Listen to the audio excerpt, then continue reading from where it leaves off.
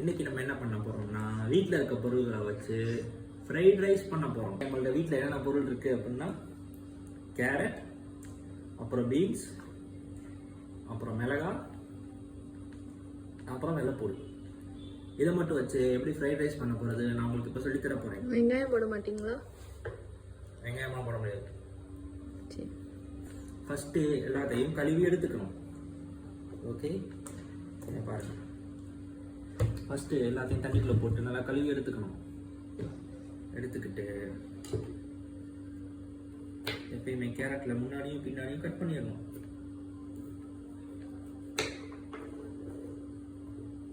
இப்போ கேரட் வந்து முடிஞ்ச அளவுக்கு நல்லா சின்ன சின்னதாக கட் பண்ண போகிறோம்.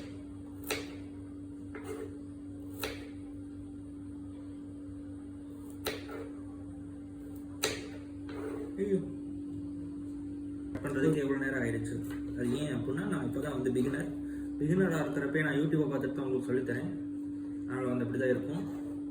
இப்போ அதான் நம்ம ஒரு கரெக்டாக கட் பண்ணி முடிச்சிருக்கோம். கிட்டத்தட்ட ஒரு 5 நிமிஷம் கழிச்சு.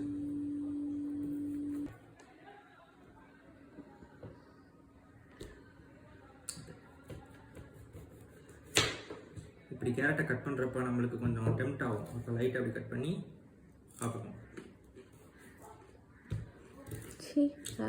வீடியோ மட்டும் எடுக்கிறதுனால வீடியோ எடுக்கிற நபருக்கு வரணும்.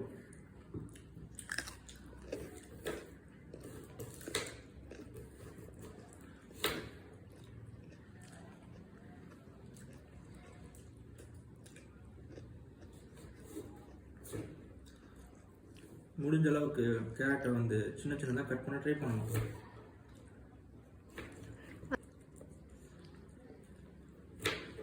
இந்த ஃப்ரைட் ரைஸை சாப்பிட்டுட்டு ரியாக்ஷன் வீடியோ வராது. இந்த ஃப்ரைட் ரைஸை சாப்பிட்டுட்டு அவங்க நல்லா இருந்தாங்கன்னா நல்லா இருக்குன்னு கமெண்ட் மட்டும்தான் பண்ணுவாங்க, வேறு யாரும் பண்ண மாட்டாங்க. எங்கள் அம்மா, எங்கள் அண்ணே, எங்கள் அண்ணி, அப்புறம் நம்ம கேத்திரின் அக்கா, அப்புறம் சகாயினி, இவான் இருக்கிறான். இவான் கமெண்ட் பண்ணுவான். இவான் எப்படி காரமாக இருக்குது சித்தப்பான்னு தான் கமெண்ட் பண்ணுவோம். அடுத்து நம்ம மிளகாயை கட் பண்ண போகிறோம். மிளகாயை கட் பண்ணுறது தான் இருக்கிறது ஈஸியான ஒரு வழி. இப்படி வச்சு ரெண்டா கட் பண்ணிடணும். ஆனால் இதுக்கு வந்து சின்ன சின்னதாக மிளகாய் கட் பண்ணணும். அப்போ தான் வந்து அது கரெக்டாக இருக்கும். அது இந்த மிளகா தான் கட் பண்ணுங்கன்னு தெரில. அவங்க என்ன மிளகா 2-3 மிளகா போட்டிருந்தாங்க. நம்மள்ட்ட இப்போதைக்கு எங்கே போய் வாங்குற அளவுக்கு நம்மளுக்கு டைம் இல்லாத வரதுனால இருக்கிற மிளகாயை மட்டும் கட் பண்ணி போகிறோம். ஐயோ, செஞ்சுக்கிட்டு பறக்குதுல்ல.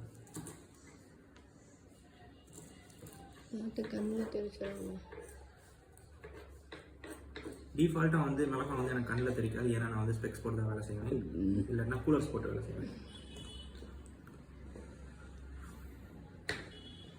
இது இப்படி வெட்டணும்ல, அப்போ இப்படியே வெட்டிடலாம்ல சின்ன சின்ன.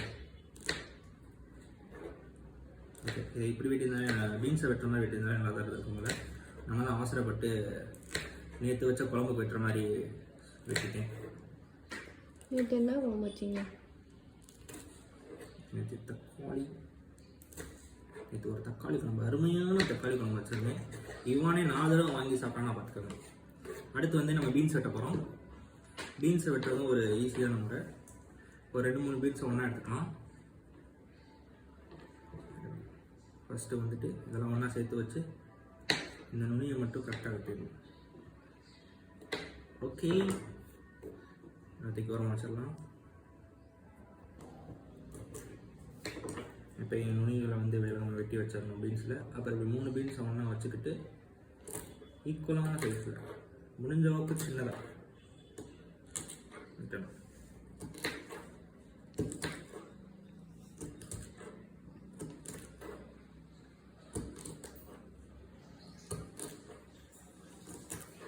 கொஞ்சம் பெருசாக தான் வெட்டியிருக்கோமோ, இன்னும் சின்னதாக வெட்டுவோம்.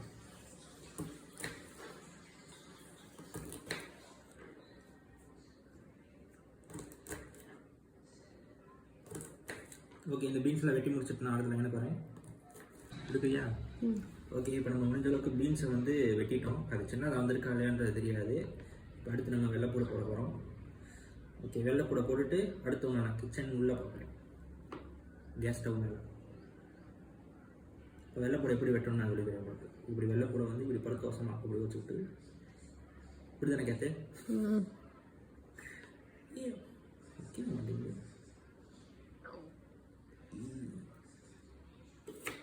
ஓகே போட்டுட்டு சின்ன சின்னதாக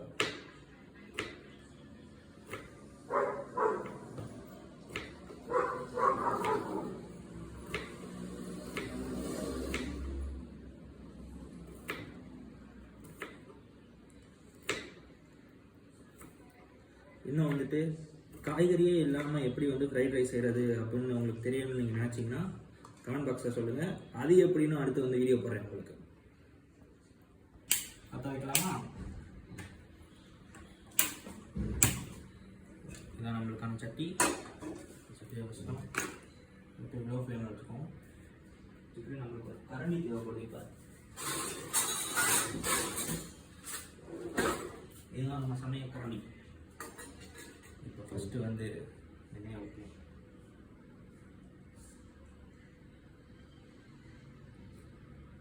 ஊற்றி வச்சதில் வெள்ளைப்பூடை மட்டும் உள்ள தள்ளி விட போகிறோம்.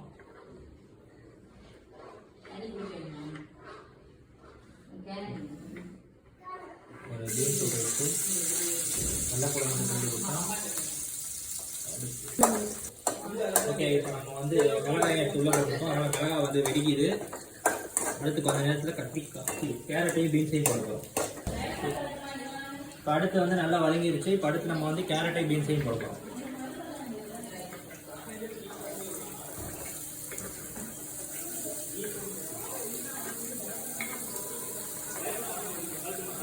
எப்பயும் வந்து சோயா சாஸ் அது இதுன்னு நம்ம ஊற்றுவாங்க. நம்ம எல்லாம் அது எதுவும் இல்லாமல் எனக்கு வெறும் காய்கறியை மட்டும் வச்சே செய்ய போகிறோம். பாதி பீன்ஸ் கொஞ்சம் கீழே விழுந்துருக்கு, நல்லா நட்டுக்காதீங்க. அவ்வளோதான். இப்போ வந்து இதை காட்டுங்க, நல்லா அப்படி வதக்கிட்டே இருக்கணும். அடுப்பை சிம்மில் வச்சுட்டு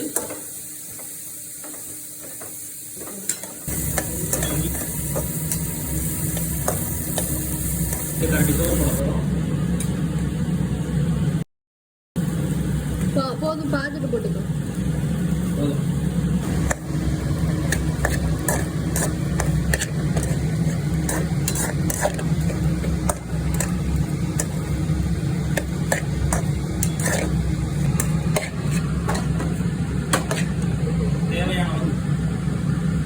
தேவையான அளவு உப்பு எப்படி கண்டுபிடிக்கணும் அப்படின்னா, உப்பை போட்டுட்டு இப்படி வரணும், வதக்கிட்டு எடுத்து சாப்பிட்டு பார்க்கணும்.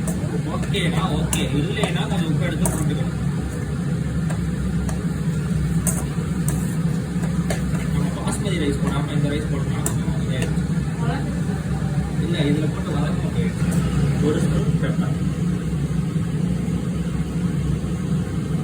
இல்லை உங்களுக்கு காட்டமாக வேணும், கட்டணும் அப்படின்னா உங்களுக்கு எவ்வளோ தேவையோ அவ்வளோ போடுங்க.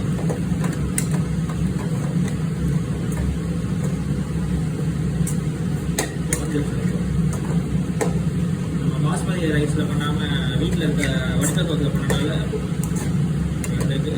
இதுவே வந்து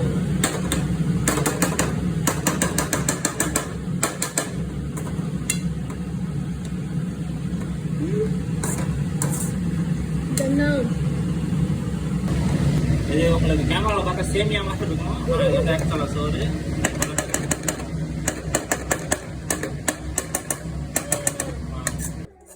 இப்போ நம்ம ஃபஸ்ட்டு வந்து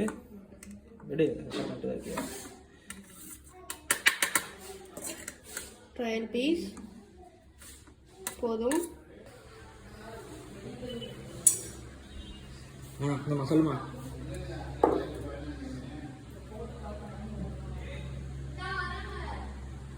எப்படிமா இருக்கு? சூப்பரா இருக்கு.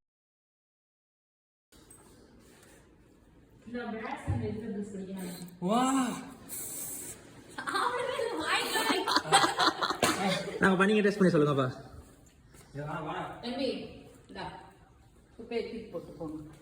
நல்லா இருக்காப்பா? கொஞ்சம் எடுத்து சாப்பிட்டு பாரு.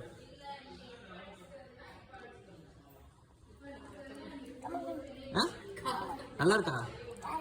காரமா இருக்கா? நல்லா இருக்கா? காரமா இருக்கா?